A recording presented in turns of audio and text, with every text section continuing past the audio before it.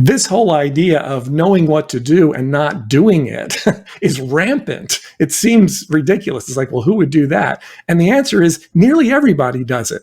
And none of us do it on purpose, but we all, to some extent, end up doing it. Increase sales, improve margins, and grow your business. Guaranteed. Top secrets of marketing and sales.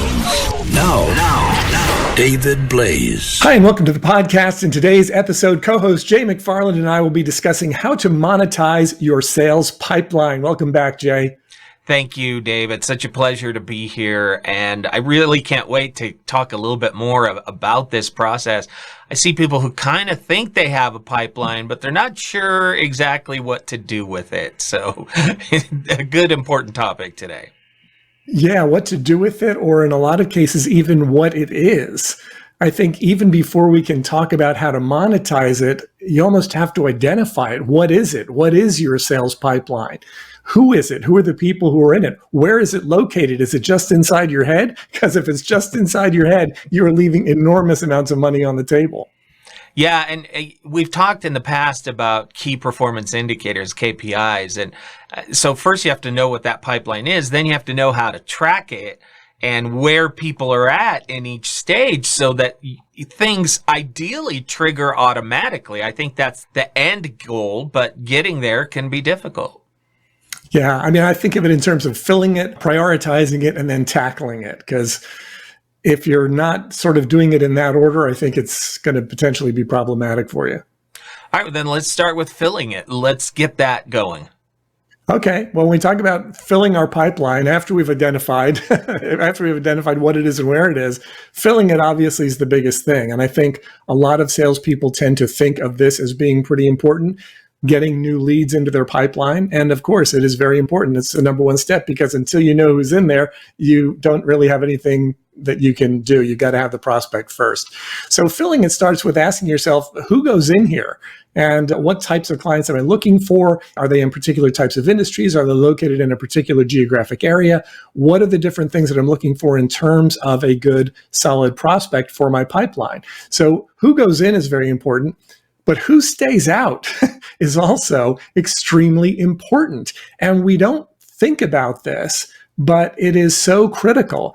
In my sales career over the years, particularly in the early stages, I just thought if someone was willing to talk to me, then they were a good prospect. And I learned, not as quickly as I should have, that that's just not the case. There are people out there who will be happy to talk to you again and again and never actually buy anything from you. So when you're looking at who goes in and who stays out, you want to think in terms of exactly that. When you're talking to someone, if you're not able to get them qualified in as quickly as you'd like, to make sure that they have the need, the desire, the money, the budget, the willingness to spend, then you don't want to keep going back to that well and expecting to get water out if there's no water to be found. You know, we had exactly this problem here recently with a company I've been doing consulting for. They wanted to start using Google Ads, and so they just put out some general pay-per-click kind of stuff, and their phones and their online scheduling just lit up. I mean, every single day, packed and full. But only about 3% of those calls were related to their actual focus and their product. So they ended up spending all this time, and then what they had to do was go through a process of, like you said, okay, identifying the core customer and refining your keywords down to a point where you're not getting all of that other stuff. At first, they're like, look at all these calls, this is going to be great. And it turned into a huge detractor very quickly. Yeah. And so when we think in terms of filling our pipeline, and I led with that, I said, okay, first we have to fill it, but we don't want to overfill it. And we particularly don't want to fill it with people who have no likelihood of becoming clients. So a lot of times the thought process is, where is the next lead going to come from? Whether it's coming from online, whether you're doing something with Google, whether you're doing in-person prospecting, whether you're doing it through social media.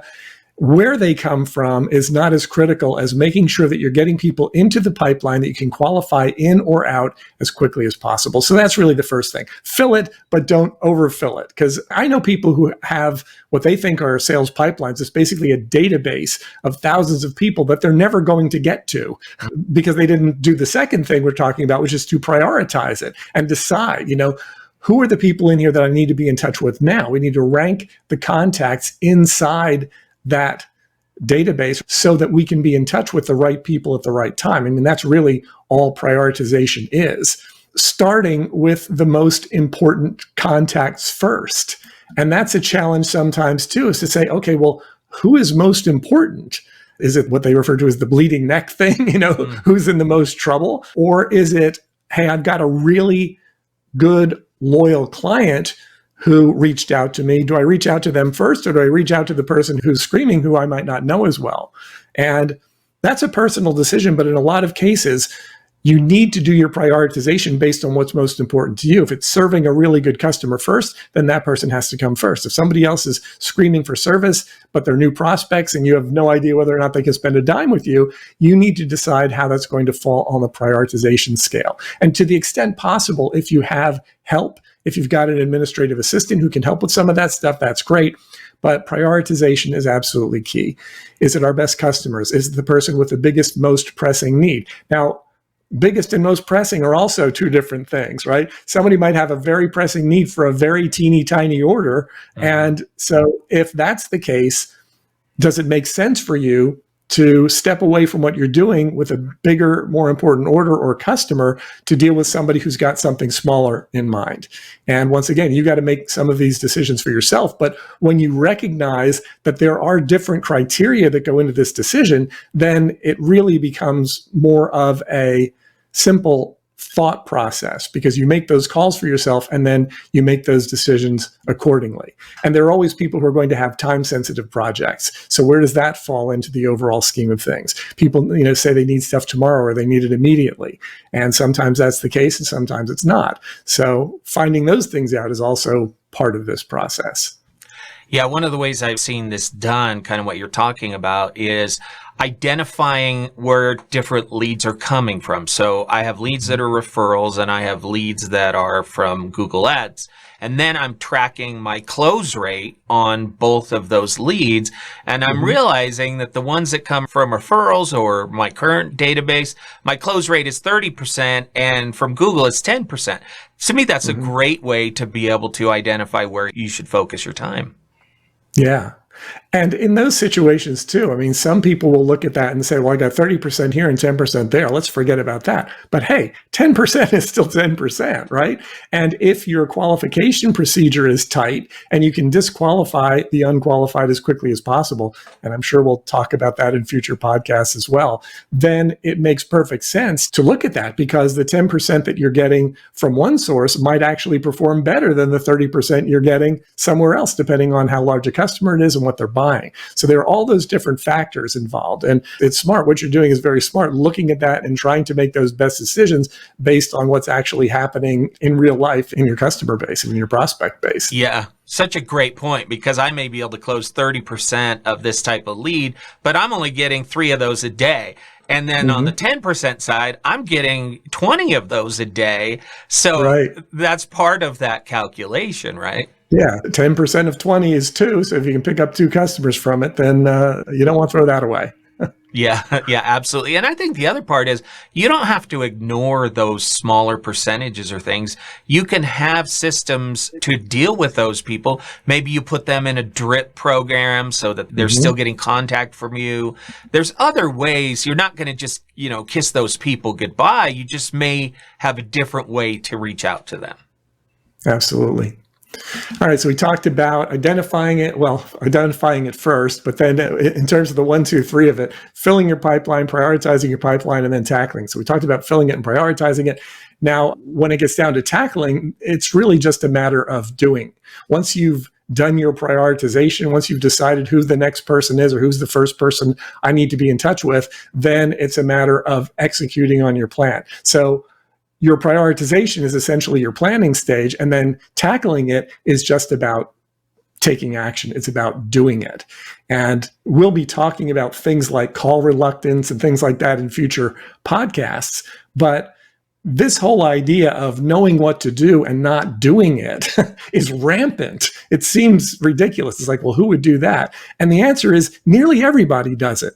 And none of us do it on purpose, but we all, to some extent, end up doing it. It's like, well, I know I need to do this, but then something pops up on our radar and we do that. It could be shiny object syndrome. We've talked about squirrel before, right? Squirrel! That was from a movie, right? You had mentioned that in a previous podcast. Yeah, that was from Up in right. Disney's Okay, Up, dog, right? The dog, yeah.